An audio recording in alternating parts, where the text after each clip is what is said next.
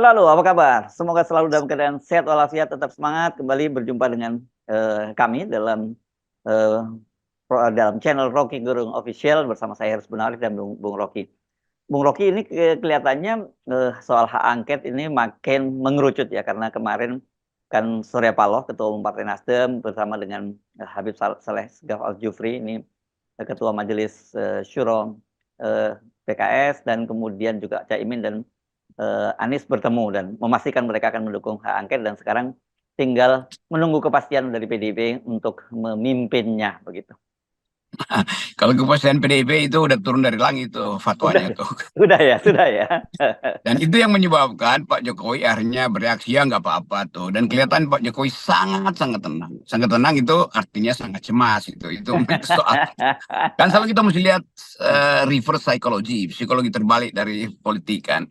Kecemasan itu menuju ketenangan itu menunjukkan ada kecemasan. Nah, sebenarnya Ibu Mega memastikan bahwa ini demi bangsa, demi sejarah, dan itu sebetulnya akan menggairahkan kembali anak-anak muda atau LSM, civil society, untuk memulai kembali mempertahankan ide tentang keadilan, ide tentang kebenaran. Walau kita tahu bahwa banyak politisi masih bisa disogok dan mengaku ini akan berbahaya. Yusril bilang begitu, ini akan menimbulkan kekacauan. Kalau begitu bagi Yusril sama Hendra, kekacauan itu lebih penting daripada keadilan, kan begitu logikanya. Jadi kita mau lihat bagaimana isu ini akan diduelkan, bukan didilkan, diduelkan di parlemen, di tengah-tengah keadaan krisis ekonomi, di tengah-tengah ketidakpastian politik, dan di tengah-tengah cercaan dunia terhadap Indonesia yang demokrasinya itu fail, gagal. Ya, kekacauan saya kira mesti dipertegas nih. Kekacauan di mana? Kekacauan di apa? Di istana itu jelas gitu.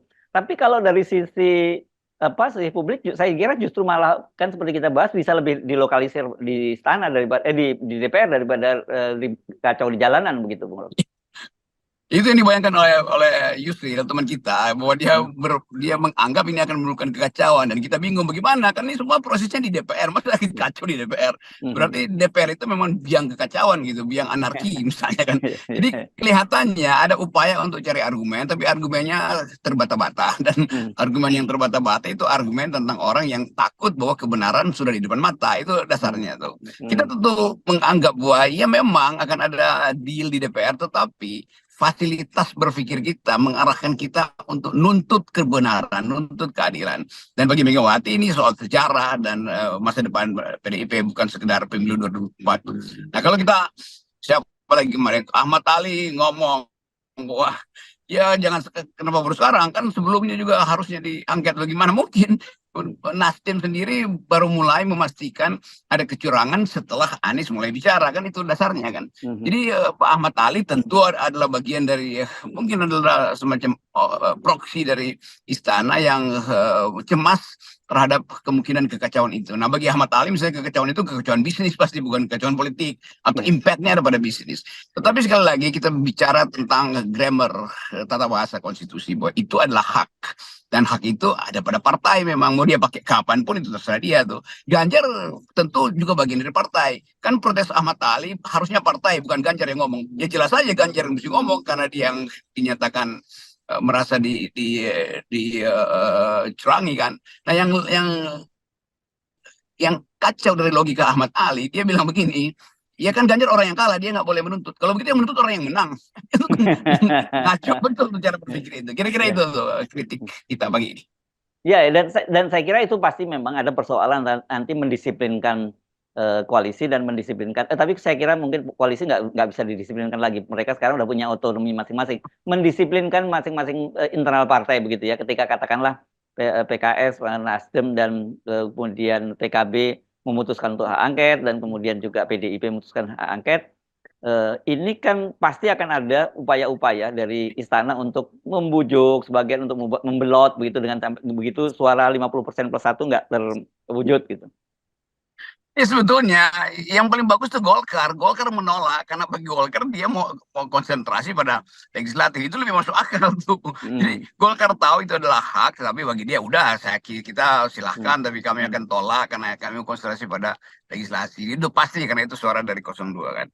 Tetapi mengumpankan ini, mungkin beberapa tokoh P3 juga akan disogok untuk menyatakan ketidaksepakatan, walaupun ketua P3 masih statusnya PLT, tapi kelihatannya Pak Mardiono ini juga orang yang mau menegakkan kebenaran itu. Mestinya kita anggap begitu tuh sebelum Oh, dibuktikan terbalik.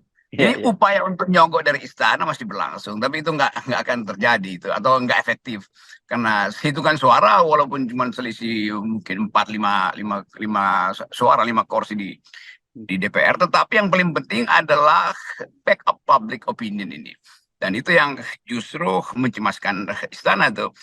Karena opini publik itu udah beredar bahwa dari awal ada kecurangan. Di mana TPS yang curang? Ya TPS yang curang itu cuma ada satu, yaitu di TPS Mahkamah Konstitusi yang ditusuk sendiri oleh Jokowi.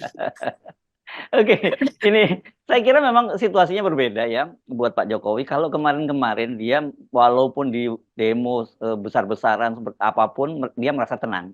Karena pada waktu itu dia di backup penuh oleh DPR kan. Pada waktu itu DPR yang menjadi oposisi hanya PKS dan Demokrat. Sekarang Demokrat berhasil ditarik ke kabinet, tetapi justru yang keluar adalah PKB, Nasdem dan juga PDIP itu paling penting. Itu yang saya kira membuat cemas dan memang wajar kalau kemudian Yusril menyatakan akan ada kekacauan dalam kurung istana, gitu di istana begitu. Itu karena backup dari civil society ini luar biasa sekali, Bung Rocky sekarang ini. Jadi kita berharap, atau bukan berharap, kita mengandalkan masyarakat sipil untuk menopang isu ini atau Ya. menjaga isu ini, jangan sampai dia jadi isu liar sebetulnya. Dan itu udah terjadi. Ini saya lagi di Medan ini, entar lagi mau ceramah di Universitas Sumatera Utara, Fakultas Psikologi sama teman-teman yang berupaya untuk melihat apa nasib generasi ke depan kalau keadilan tidak ditegakkan hari ini. Jadi sangat kondisional hari ini masyarakat sipil, terutama anak-anak muda ini yang menginginkan ada kepastian. Ini jujur apa nggak adil? Hmm. Dan kalau itu ternyata ada sedikit mulai terasa bahwa Jokowi mulai cawe-cawe lagi dengan membeli suara beberapa tokoh partai-partai yang potensi oposisi, itu artinya ada kecurangan kedua. Dan itu potensi Dandi Laksono, Bivitri, Haris Azhar, dan Uceng untuk membuat seri berikutnya, yaitu Dirty Hand Part 2 gitu. Jadinya kan dengan pembuka fillernya adalah hak angket yang mulai digerogoti oleh kepentingan istana. Jadi sekali lagi kita mau andalkan rasionalitas pemilu ini pada pikiran generasi baru justru. Dan generasi baru itu yang punya kepentingan dengan kebenaran pemilu hari ini supaya 2029 mereka tidak dibebani oleh sejarah hitam dari the dirty votes. Ya, oke. Nah, ini yang saya kira ini penting untuk kita garis bawahi ya dalam situasi sekarang ini kan kelihatannya ini memang betul-betul sampai pada positioning orang-orang seperti Surya Paloh, orang seperti Cak Imin dan juga Ibu Megawati yang ada di dalam kabinetnya Pak Jokowi, menteri-menterinya ini betul-betul nggak bisa dicandra lagi oleh Jokowi yang kita sebut sebagai lemdak ya.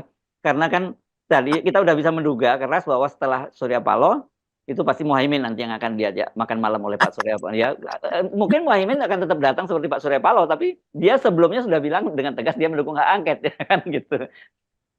Mestinya Pak Jokowi itu ajak makan malam ketua BEM UGM, ketua BEM UI, ketua BEM USU, itu lebih berguna daripada ngajak makan malam politisi itu, supaya jelas terlihat itu piringnya itu mau pecahnya di menit keberapa nanti kalau makan malam dengan Jokowi. Kan orang tentu akan tahu semua upaya Jokowi itu mau diselesaikan di meja makan istana, padahal masalahnya adalah di meja-meja TPS yang dicurangi. Itu dasarnya tuh. Jadi sebetulnya gimmicknya Jokowi ini ya untuk memperlihatkan bahwa dia masih mampu untuk ya makan malam itu kan artinya sambil mengancam politisi kan. Nggak ada politisi yang makan malam gratis gitu, atau nggak ada politisi yang diajak Pak Jokowi makan malam tanpa background politiknya tuh. Mungkin diam-diam Pak Jokowi mulai mengingatkan ya Pak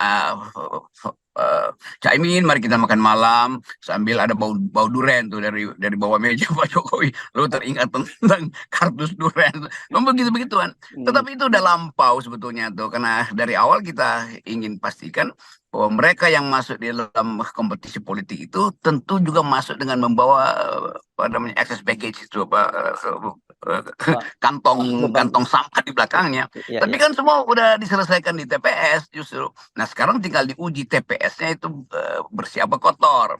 Dan itu yang mulai sekarang orang mulai perhatikan bagaimana teknologi sebetulnya diselundupkan untuk hanya dikendalikan mungkin oleh 2-3 orang di kecamatan, dan itu orang mulai curiga kenapa tidak perbaikan itu dari TPS sendiri itu. Jadi hal-hal yang sifatnya teknis justru makin mencurigakan, dan kepastian-kepastian ini yang hanya bisa dibuka melalui hak angket, nggak bisa melalui Bapilu atau DKPP, itu lain lagi jalurnya. Karena ini adalah jalur politik yang ternganga atau politik yang luka, itu mesti dibongkar di hak angket. Ya, saya Apalagi kira kalau interpelasi.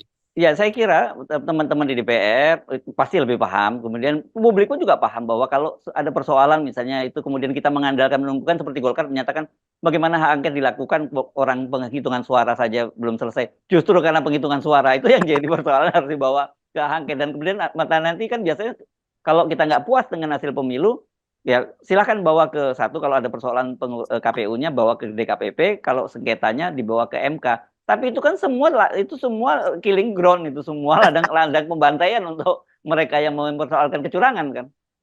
Ya itu ada ide dulu dari seorang feminis Amerika bilang begini, the master's tool will never dismantle the master's house. Peralatan raja tidak mungkin dipakai untuk membongkar istana raja. Kan itu semua KPU segala macam itu kan peralatan raja. Jadi ngapain pakai peralatan itu? Dan peralatan yang dipilih oleh mahasiswa adalah angket. Peralatan yang dipilih oleh jurnalis adalah angket. Peralatan yang dipilih oleh PDIP adalah angket. Jadi hormati itu tuh. Termasuk Pak Jimli Asidik tuh, teman kita juga yang mengatakan bahwa ya udah terlambat itu kan, mesti itu butuh waktu 8 bulan. Jadi nggak usah lah, biasa dalam setiap pemilu ada yang menang, ada yang kalah. Itu juga itu pernyataan orang yang ragu-ragu tuh. Karena satu waktu orang akan tanya, lalu fungsi Pak Jimli itu di MK ngapain kalau gitu?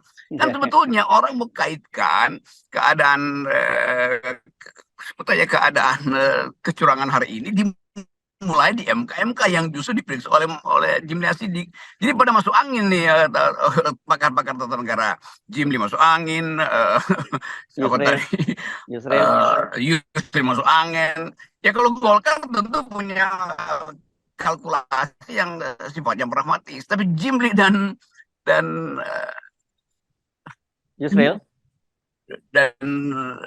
Yusril kan dua raksasa tata negara. Ngapain ngomong sesuatu ya bahwa dia cemas dengan keadaan. Lalu orang bertanya, ada apa dengan Jimli dan Yusri? Apa udah ada portofolio yang disodorkan pada dia untuk jadi menteri? Kan itu jadi conditional political condition ini yang mesti kita baca. Ada apa di belakang psikologi Pak Jimli dan Pak Yusril sehingga menjadi konservatif di dalam analisisnya tuh. Yang kita tahu dulu progresif. Itu. Ya, karena gini, ketika Pak Jimli bicara semacam itu, kemudian saya coba buka file lama begitu ya, Bung Rocky, dalam kasus hak angket Senturi, begitu ya. Itu masa kerjanya setelah disepakati dengan dibentuk pansus, masa kerjanya cuma dibatasi 60 hari, Bung Rocky. Dan 60 hari itu sudah selesai. Jadi cepet ini, sebelum Pak Jokowi lengser ini sudah selesai urusan ini. Kan terlihat bahwa Jimli akhirnya dipesan untuk nakut-nakutin rakyat. Ini 8 bulan loh. Lah ngapain lagi? Keluar dari kalkulasi Jimli yang 8 bulan. Lo kesepakatan di komisi angket belum dibuat tuh, tiba-tiba Jimli udah bilang 8 bulan kan. Jadi kita akhirnya curiga pada ini banyak pakar hukum tata negara yang disewa negara untuk membela kepala negara. Jadinya begitu akhirnya. Ya. Oke, terima kasih Bung Rocky. Tapi saya tadi jadi penasaran, Anda mau ngasih kuliah di Fakultas Psikologi ya? Betul tadi Anda nggak salah sebut? Ya, Fakultas Psikologi Universitas Sumatera Utara USU. Enggak, saya sekarang baru nonton video yang sedang beredar. Itu ada seorang surveyor juga yang dia menyatakan ketika bertemu Anda, kalau saya lulusan S1 psikologi, dan kalau Bung Rocky saya nggak tahu lulusan mana. Kan Anda nggak pantas tuh ngasih kuliah di sini. Ya, mungkin dia dulu pasien, dia bukan lulusan. Si pakar surveyor itu soalnya tuh. Oke, baik. Terima kasih. Tetap melakukan